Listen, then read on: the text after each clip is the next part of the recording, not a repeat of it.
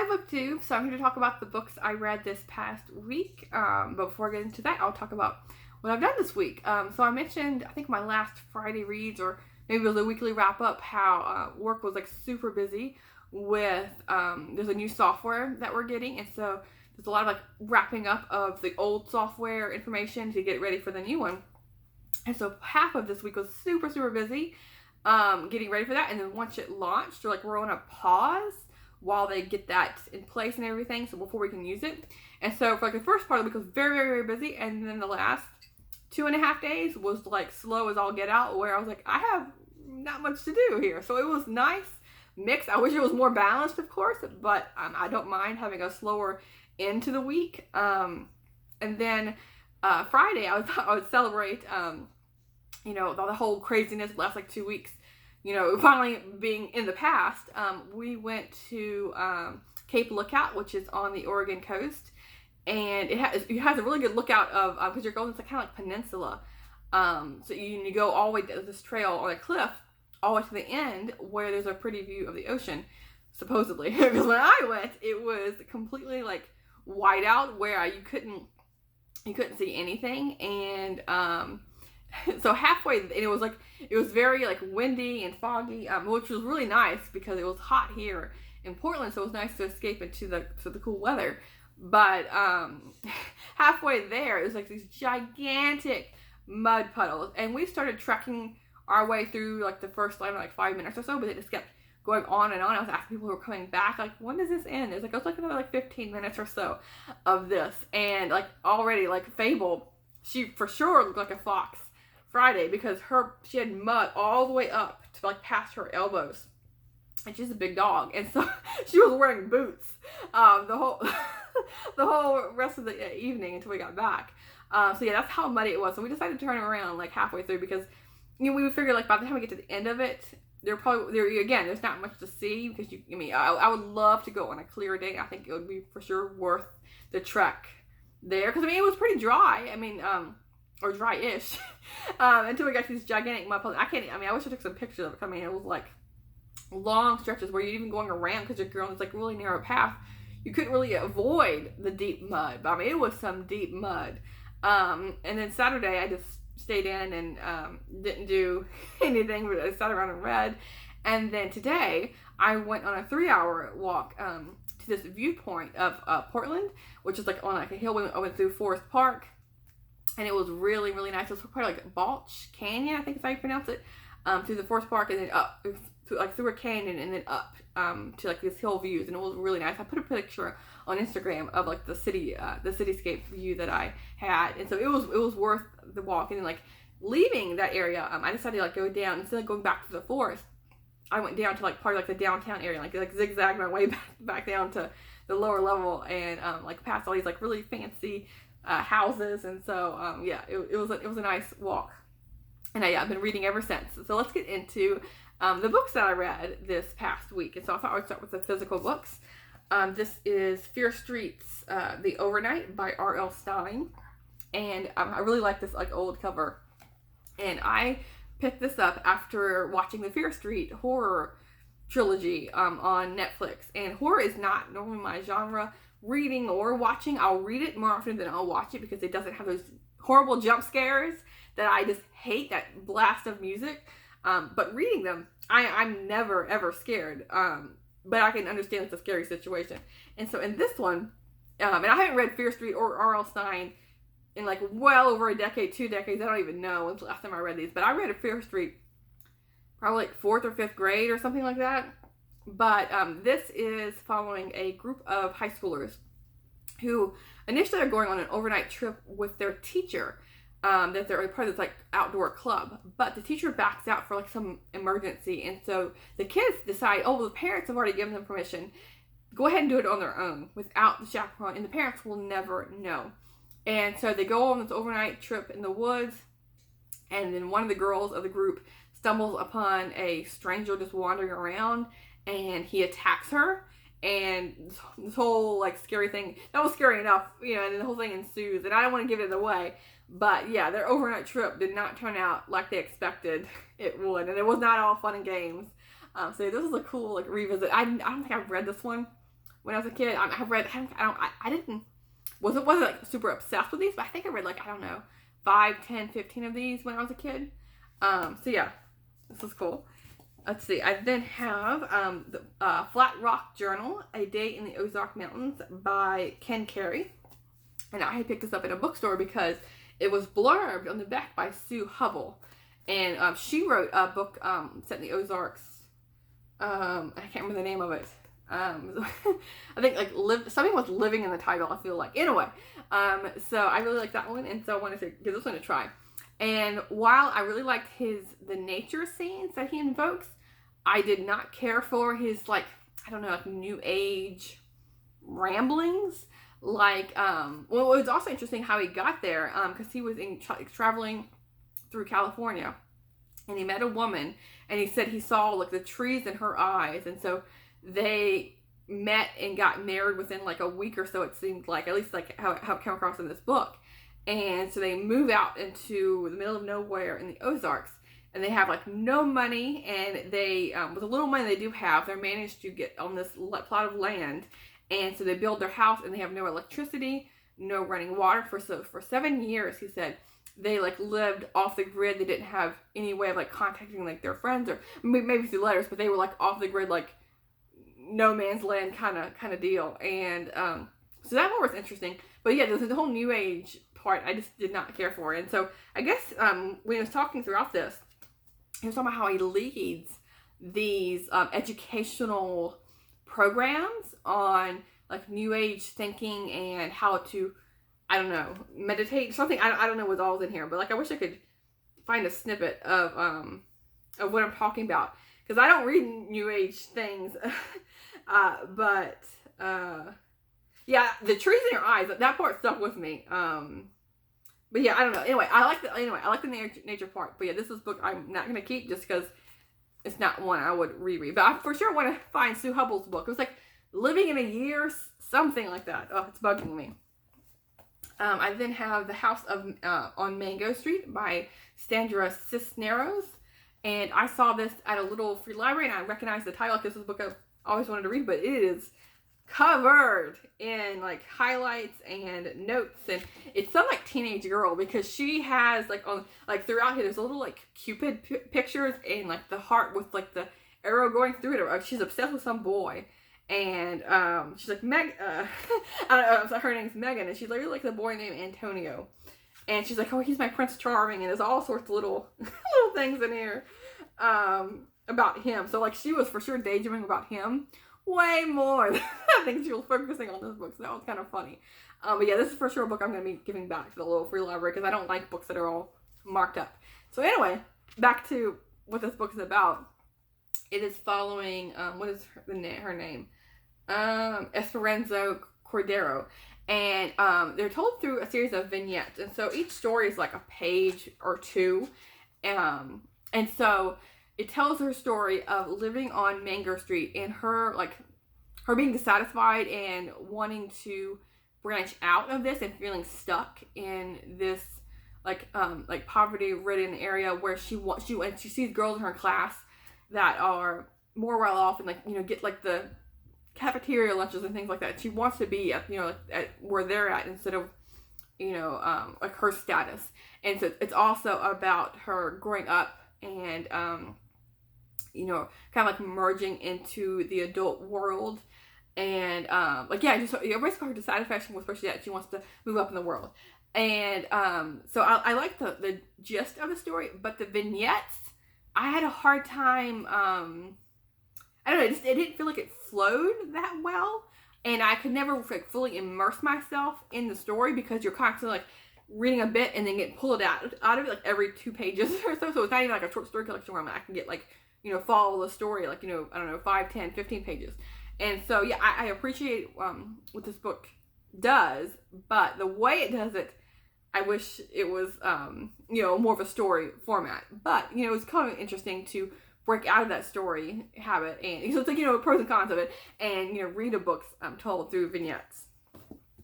I then have Dragonflight by Anne McCaffrey, and I've never read Anne McCaffrey. I've seen her books, you know, I feel like at every used bookstore, and it's always been on my mind. So this is the first one in her the Dragon Riders of Pern series. I thought, okay, I'll give it a try. And this is about Lessa, who when she's first introduced, she is seen as this like, you know, kitchen maid, you know, lowly housekeeper, and come to find out that she has a lot of power that, you know, no one really knows about. And so it's her journey of you know, meeting dragons and like fighting evil and things like that.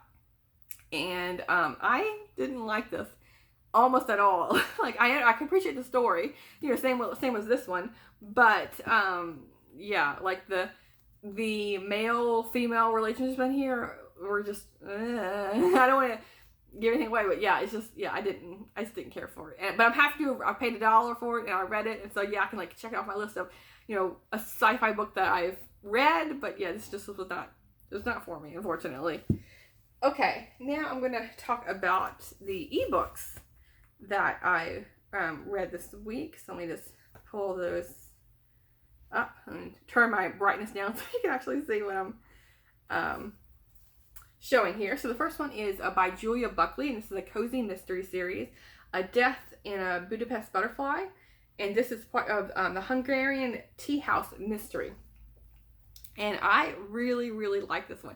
It's following a woman who is with her family. They are running a tea shop, and so I'm sorry if you can see that. I know it's kind of a bright cover, so yeah, they're running a tea shop, and they're having this party.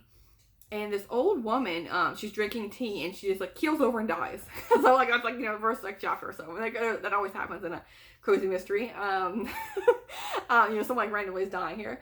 But what's interesting about this one is the suspects are all like the old woman's friends, and so they're all like 80 years plus people that are suspects that are, you know, could be possibly be the murderer. And so that was an interesting twist, and I loved the community and family aspect of this. And you talked about the Hungarian food, and this made me want to like go in the kitchen and just like experiment with this food, because I don't think I've ever had any of these dishes that they're talking about. And so yeah, I'm really interested in reading more of these books. And so Julia Buckley, I think I've read a couple other of her books, but I immediately, I put the next one on hold of this and then some of her other series. Like immediately I'm like, okay, check them out in the library now, because I love the writing and just the whole feel. You know, it's like, you know, of course, cozy mystery, and sometimes when I read cozy mysteries, I can just like, you know, or they don't draw me in, but this one for sure really did. And so I highly recommend this one if you haven't read it. I then have The Summer Seekers by Sarah Morgan. And I love this cover. It's like, you know, the perfect bright yellow for summer. And this is following, you know, speaking of 80-year-olds, this is following an 80-year-old woman named Kathleen, who in her, her career was traveling the world, running the Summer Seekers TV show, like a documentary of, you know, different travel destinations. But it's been a long time since she's done any traveling, and she's living alone now. But you know, she's getting up in age, but she's still not letting that stop her whatsoever. She wants to do some more traveling. And so she enlists the help of a complete stranger named Martha to help drive on Route 66, going from Chicago all the way to California, because Kathleen doesn't drive anymore. And so it's like, you know, their adventure. And so Kathleen helps Martha with getting her confidence back and finding romance, because Martha is like living in a household where she's constantly being berated and criticized, and so Kathleen kind of like buoys her confidence. And meanwhile, Martha is helping Kathleen with her rocky relationship with her daughter. And so yeah, it's the story of those three women: the daughter, Kathleen, and Martha, the driver. And yeah, this is just a perfect summer story. I really like that focus, and it does have some romance in here, but that isn't the main focus, and that's kind of like the balance I like. And so yeah, Sarah Morgan, I've read a couple of her Christmas books, but she has another summer book that I want to pick up now, like Summer in Paris or something like that. But yeah, so this was fantastic. I then have Sandra Dallas's Someplace to Call Home, and I've read a bunch of Sandra Dallas's books. Let's see, the Persian Pickle Club was the first one I picked up, and I love that one, and a couple other ones. But Persian Pickle Club was, a really good one. And so this one is, she writes a lot of historical fiction set in the West. And this one is following a group of orphans that is during the 1930s Dust Bowl, and they've lost their parents and their home, and so they're living in a car, kind of like trekking their way to California, but they get stopped in Kansas when their car breaks down, and so they camp out in someone's yard, field really, and through like the help of this community, they're able to find a place, find a home, someplace to fits the title here, and they make a new family, but they also are very self-contained. And so yeah, I really liked this book, and I think it's more like a YA. It was only like 2 or 3 hours long of reading, 200 pages or so. And so I think this is more built for YA, and her other books that I read have all been for adults. And so I don't know if she's writing for YA now, or if maybe she has more books about YA. I don't know. But yes, this was really good. I then have Little People, Big Dreams, Jane Austen, and this is written by Ma Isabel Sanchez Vergara and illustrated by Katie Wilson. And so this is a book that I read for Jane Austen July, and this is a really short biography of Jane Austen, so I thought I'd show you some art here, if I can make it bigger. The art style, it fits the cover. And so yeah, this was a really quick read about Jane Austen. And so yeah, if you want to introduce little ones to Jane Austen, or if you want a quick biography for yourself, then yeah, this will be a great book to read. And then I have another Jane Austen July pick. This is A Guinea Pig, Pride and Prejudice, which was just hilarious. I got from my library, and so I thought I would show some art here. And this clip is, and this was a very short book, and so they had the main plot points in. So each picture had a little banner at the bottom of a quote from the book. And so this one says, he was the product, most disagreeable man in the world. Oh no, sorry, it's really small print, so I can't read it right. It says he was the proudest, most disagreeable man in the world, and everybody hoped that he would never come there again. And so it's talking about Mr. Darcy, and when he's at the dance, and he's dissing Elizabeth, and so Elizabeth and Mr. Darcy are guinea pigs. And then I have Pride and Prejudice, the Marvel edition by Nancy Butler, and illustrated by Hugo Petrus. And I adored this cover when I saw it, and I was searching for Jane Austen books, but the art style I hated. It just it's I don't know, it's a modern style, but the artwork is just much to be desired here. I just did not care for it at all. So you have Jane, Elizabeth, Lydia, Kitty, and Mary here. So yeah, I just didn't care for the art at all. And for Marvel, I know if they have money, they could really do it nice, and a nice adaptation. But yeah, it was just okay. And then the last one is Everything Now, Lessons from the City-State of Los Angeles by Rosecrans Baldwin. And this cover I didn't care for, but do not let that fool you, because this book was great. So let's see if I can turn it up a bit, since it's a bit of a darker cover here. But yeah, this book was fantastic. It talks about all sorts of what it's like living in LA. Rosecrans isn't from Los Angeles. He's lived there the last couple of years, and I spent a little bit over 3 years there in Los Angeles, and it for sure was a memorable experience. It talks about how many miles of concrete there are in the city, and for sure you can feel that. It's a sprawling county, and he talks about the economic divide, the socioeconomic divide between the very, very rich and then most everyone else who is considered poor. He's talking about how there's one chapter in here that talks about how 80% of the children going to school are living in poverty, and that was astounding to read.